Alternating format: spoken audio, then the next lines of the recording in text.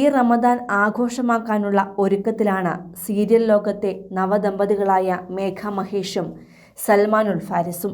ഇവരുടെ വിവാഹം കഴിഞ്ഞപ്പോൾ മുതൽ രണ്ടുപേരും രണ്ട് സമുദായത്തിൽപ്പെട്ടവരായതിനാൽ നിരവധി ചോദ്യങ്ങളും ഉയർന്നിരുന്നു. മേഘ ഇനി മുസ്ലിമായി മാറുമോ എന്നതായിരുന്നു അതിൽ ഏറ്റവും കൂടുതൽ പേർ ചോദിച്ചത്. എന്നാൽ ഇപ്പോഴിതാ ആ ചോദ്യങ്ങൾക്കെല്ലാം ഉത്തരമാകുന്ന പ്രതികരണവുമായാണ് മേഘ എത്തിയിരിക്കുന്നത്. വിവാഹം കഴിഞ്ഞുള്ള ആദ്യ റമദാൻ ആയതിനാൽ തന്നെ ഈ റമദാൻ അല്പം സ്പെഷ്യലാണ്. വിവാഹം കഴിഞ്ഞ ശേഷമുള്ള ആദ്യ നോമ്പാണ്.